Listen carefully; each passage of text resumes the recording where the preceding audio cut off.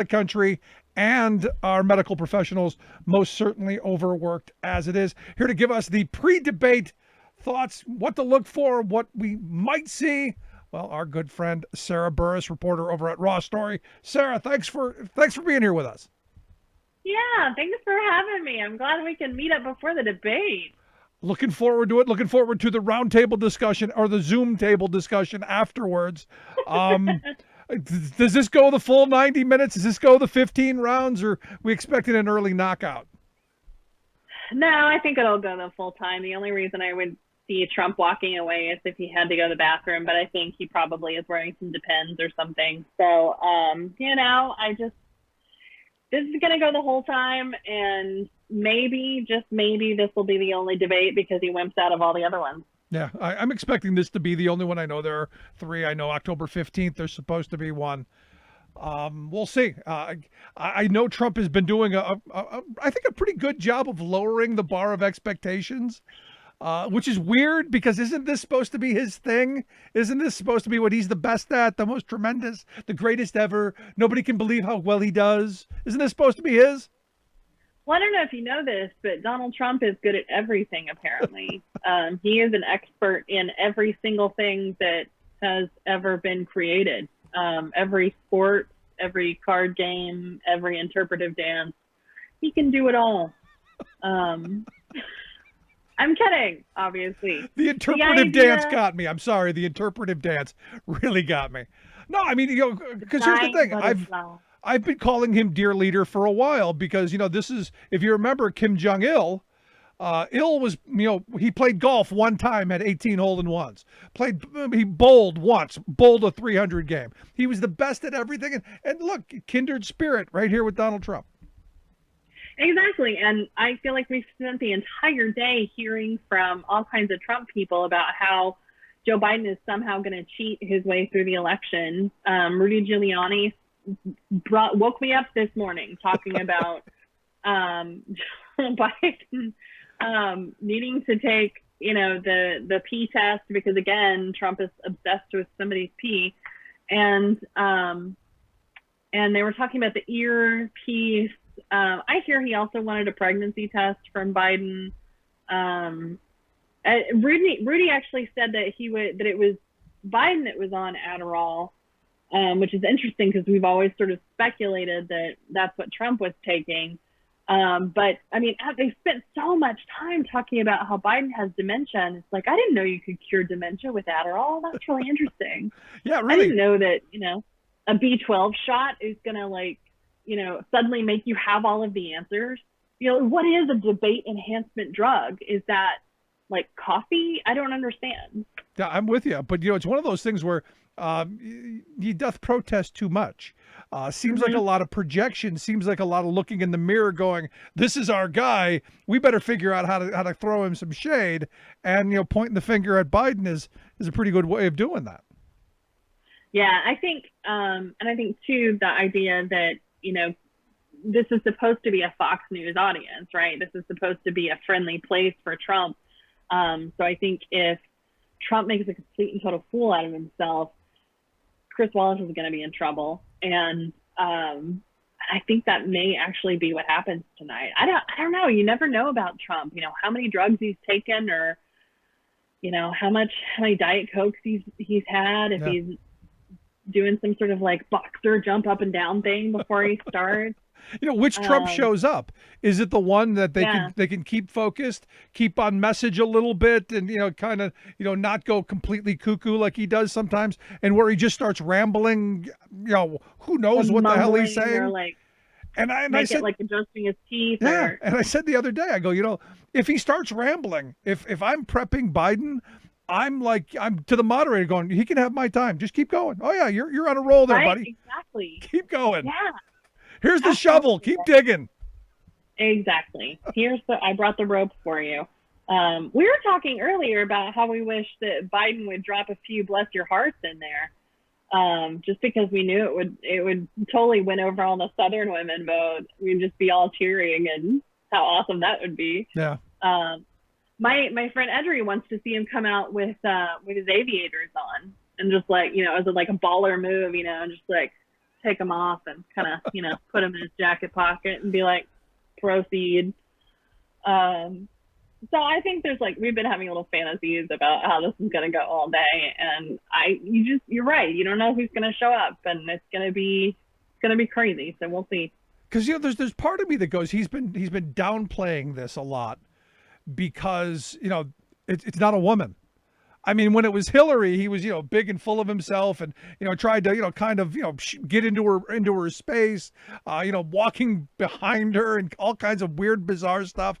I wonder if he's going to try that with Biden, especially now with the the pandemic stuff, and they're supposed to be distanced. I'm interested to see if that's going to happen. Yeah, I don't know. I mean, they're at two different podiums, so they're going to be spread apart. The thing I found out today that apparently Hillary Clinton practiced with her debate coach, the idea of Trump standing behind her and looming over her, and just was really in her face about it. And so whenever he actually did that, it didn't bother her because they expected it to happen. So I'm really curious how much Biden has been preparing and what, can you imagine just sitting there in debate prep and having to look at Biden and just scream wrong, lies, or random stuff like that, that Trump would do. Because you never know how much crazy he's going to pull out of there. No, I'm fully expecting, if there were allowed to be a drinking game tonight, which I've now said there cannot be because our medical professionals are already overtaxed. But Sleepy Joe's coming out. Those things are coming. And imagine, you're right. I mean, just standing there screaming, that's just Sleepy Joe again. What's Sleepy Joe doing? How do you prep he's for that? going to talk about Ukraine. He's going to talk about China. He's going to, I don't know. He'll whip out a bunch of weird things. It's the interrupting, though, that he is just so obsessed with. He cannot let something slide. The second somebody says something, he's got to jump in and respond. And that's just sort of his style because I don't know if it's because he forgets about it and he's afraid if he doesn't say something right away and then he'll forget what happened. Or I don't know, but I think what it is he has to be so much in control that he can't hear even for 30 seconds someone say something bad about him. So he's got to jump in like a petulant child, and it's what we expect. Yeah. I don't know if you saw too the guests that they're bringing tonight. Joe Biden is bringing the daughter of the guy who died from COVID, and then whenever she came on and did the thing at the DNC saying my father's only pre-existing condition was trusting Donald Trump. She's going to be there tonight, which I think is really cool. I really was hoping that he would bring all of Donald Trump's accusers, but I heard that they didn't have enough space in the audience. We'll get them on the Zoom call off to the side. Personally, I don't know if you saw the Vote Vets ad today that dropped with Sully Sullenberger. Wow. Yeah. There's something about him. I mean, he just seems very steady and logical, and I love that guy just because I trust him. I feel like the country kind of trusts this guy. He, in a crisis, he was the guy you want to turn to, and he did everything right and saved a whole bunch of people. And so when you see these ads of people like that, it's really powerful. I think a lot of the Vote Vet ads have been really amazing from, all kinds of veterans who have faced off in wars and who have talked about how they don't trust Donald Trump. And, obviously he's not going to have their back whenever it comes to the scam that Russia tried to pay a bunch of Taliban soldiers to kill Americans. And I think people don't trust him for whenever they come home, and they need the VA to, help them recoup and recover. Yeah, I mean, when I looked at that ad, Sullenberger hit on, he trained his entire life for that one moment. And, he spent his entire life, thousands of flights and, tens of thousands of hours, preparing for that one moment. Everybody knows about that one moment, but everything else, nobody knows about. And he said, Yeah. "Look, this is what leadership's about." And I thought it was really important that we hear that, because, we seem to think that, you can just get in there and wing it. We've got a guy who literally, he's not preparing for this debate. He's going to go in and wing it, just like he did with the coronavirus, just like he did with, go down the list of things. There's no prep here. I'm sorry. There's no expertise here. And now we find out with the tax returns, he's really a shitty businessman. I mean, who's lost tons of money. An astounding amount of money. He may end up having to file for bankruptcy. If he gets reelected, he may be the first president in history to be foreclosed on.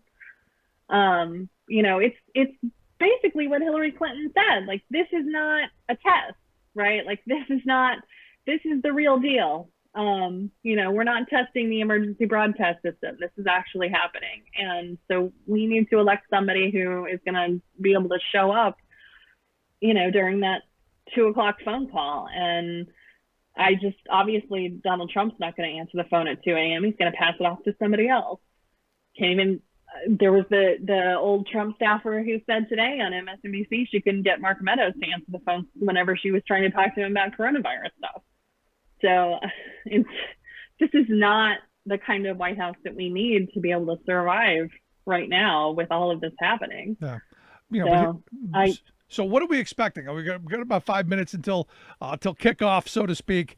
I'm assuming, tax returns. I'm assuming there's going to be obviously the virus, the jobs, unemployment, stimulus, maybe China, I'm sure. Any thoughts on how Trump is going to attack Biden? I got to think he's going to go really, really low, but I'm curious your thoughts. Yeah. I think he's going to go full Ukraine. I think going after Hunter is going to be a big part of it, because he wants to rattle Biden. And anytime you go after Biden's family, it's just like, step back. So I know that they probably have rehearsed that a million times, so that, Biden is instead going to give a very uncomfortable smile and shake his head and then come after him verbally. But you'll be able to see in Biden's face that he wants to come over the podium and just wring his neck. And I got to tell you, I want that in the worst way. Right? I know. It's just one of those moments where, you got to, because someone had emailed me, saying, Joe Biden's not going to show up. He's not going to go to the debates. And I go, you have to go to the debates. Don't put any preconditions on it. You have to go. You have to stand and look the bully in the eye, and you have to look the bully down. And there's two really interesting pictures that I saw running around on the Twitters. You've got the picture of Obama and Putin. With Obama really kind of looking him down, and then you got Trump and Putin. Kind of giving him the okay, and sheepish. It's really just a weird dynamic. So to me, it's one of those things where you got to stand up to the bully, and you got to stick your thumb in the eye of the bully. And that's the thing about Biden is, I don't know where this idea came from that somehow Biden wouldn't show up. Biden shows up to this stuff. This is where he lives, right? Like, debates and podiums and being able to confront people that. I think that's where he shines the best. Where he doesn't is whenever he has to go up against Democrats, because he has this sort of inherent thing in him where it's like, you don't attack each other. You don't, like, he's very much about the Democratic family. And so this idea that Trump thinks that, because he, did not go on the attack a lot during the primary, I think is misguided, because I think, he's going to show up and he's going to show Trump the door. That is the hope. So, lastly, before we turn to the feeds of the debate, what's Biden going to go? What's the main attack line for Biden on Trump? Just pure incompetence. I think he's going to go coronavirus. I think that's what this is going to be about. And I think that's the biggest issue, right? He's got to talk about that. And based on who he's got in the audience, this is going to be something where, more than 200,000 people are dead. And it just keeps getting bigger and bigger. Yeah. So it's going to be a big issue. Supreme Court come up?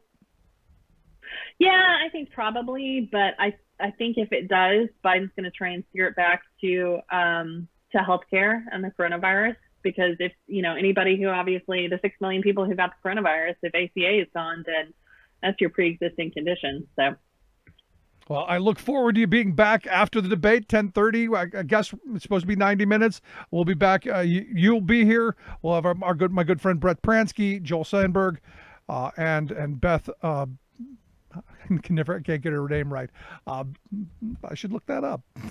But we'll have Beth here from Open Markets to share some thoughts on the debate. Looking forward to that. Sarah, I appreciate the time. Good stuff. Enjoy the insanity and the carnage. Be careful. Don't drink. Don't drink. There you go. Thanks so much. We'll be back here at 10:30 right after the debates. Join us. Thanks so much.